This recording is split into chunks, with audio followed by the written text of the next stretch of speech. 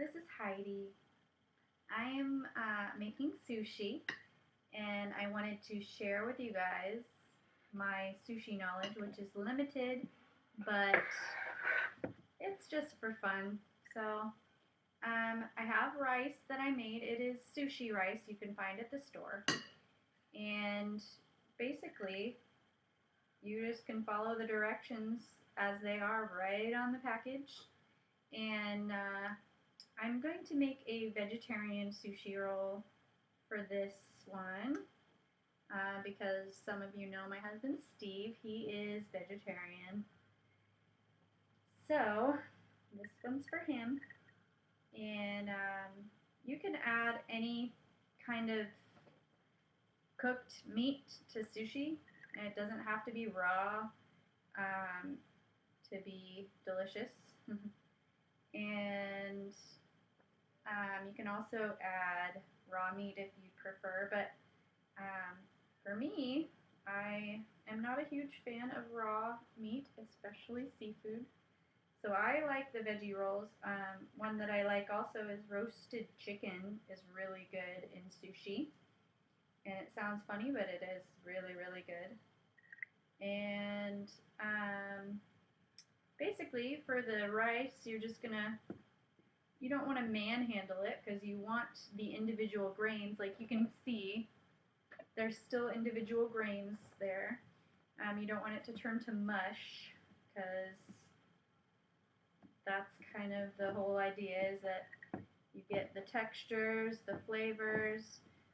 The most important thing when making sushi is freshness of ingredients. So for this, I literally just went to the market and got all fresh vegetables, and so definitely want to use fresh stuff. You want most of the inside of the wrapper. You want the shiny side down here.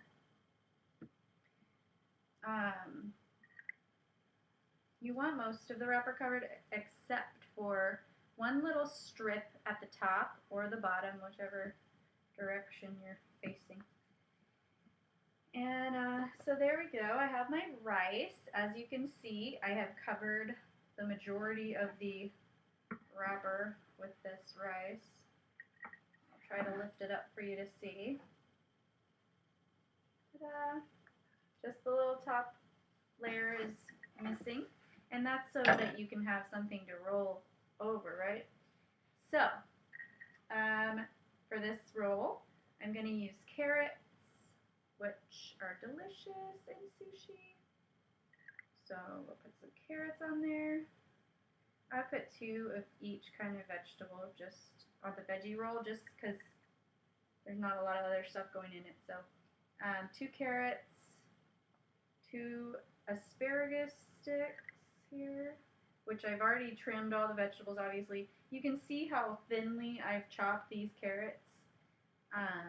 It's kind of hard to get them this thin, but if you put the time and effort into it, you can do it.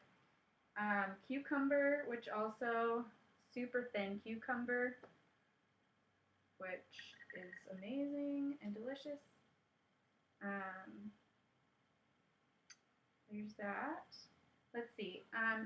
Sometimes he used to do cream cheese on them as well, but he's not really doing cream cheese these days, so we're not going to force that.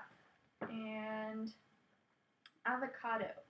You want to use a ripe avocado, but not too ripe, because obviously you don't want mushy, yucky. So you all know how to cut an avocado, I'm assuming, but maybe you don't, so you get to watch me. And of course, avocado, you want to leave avocado to the very, very last, because they're finicky. They go bad pretty quick. So I've got half of an avocado, the half without the seed, and don't cut all the way through, but keep cutting in thin slices while the avocado is still in its shell. And then an easy way to get it out is with a spoon. So I'm going to have to borrow my rice spoon for that.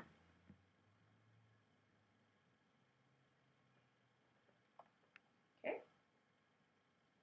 So you can just kind of squeeze it a little bit to be able to get the spoon down in there. And then to keep an avocado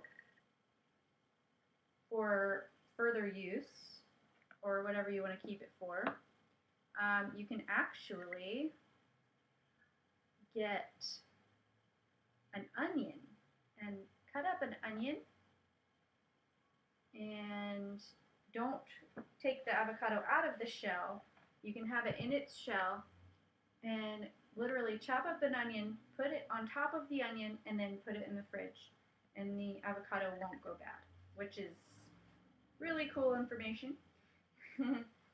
And you can also do like lime juice on it. Lime juice also is a preservative, so citrus juice of any kind could do that. Anyway, so this one's literally done. All I have is my rice, carrots, cucumber, asparagus, and avocado on there, and it's ready to go. So this is a bamboo sushi mat. You can get them at any Asian market. Some grocery stores carry them, and you can get them for like $2 tops. You know, this one was like $1.50 or something. So it's a really good deal, and it makes it a lot easier. So what I'm going to do here, which I probably could have just laid it on top of the mat earlier, but I forgot. So transfer it over to the mat. Get this out of the way so you can see. And really all you have to do is roll the sushi. So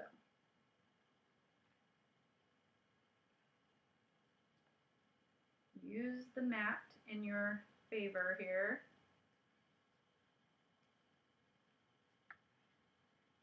It's pretty simple. Okay.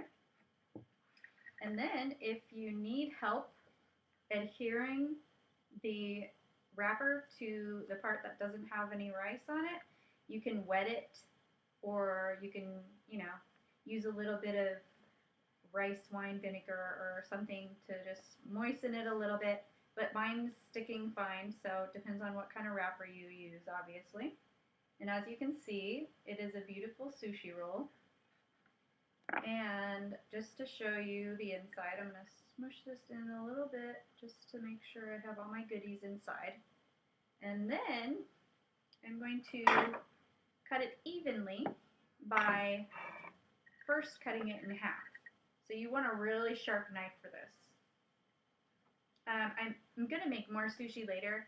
I'm going to make crab, imitation crab as well, regular crab, imitation crab, smoked salmon, and regular salmon. And it's all about the knife skills. So if you can cut stuff, then you can make sushi.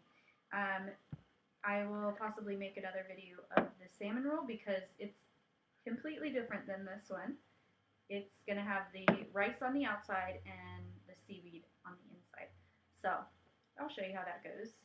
And for right now, you want a really, really sharp knife to go ahead and cut through.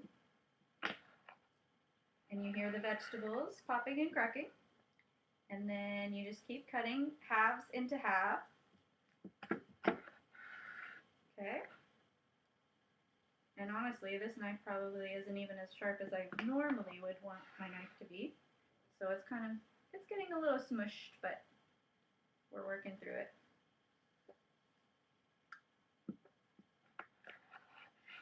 Okay. Just keep cutting. Just keep cutting. Just keep cutting. And one more, and we will be done with this roll. And it's a vegetable roll. That's all it is. So here you go. I lost a little piece of avocado. Got my beautiful vegetable rolls here. And the ratio of rice to vegetable is a little more than in traditional sushi, but I'm not going to mind, and I don't think Steve's going to mind, so there's how you make a vegetable roll. Thanks, guys.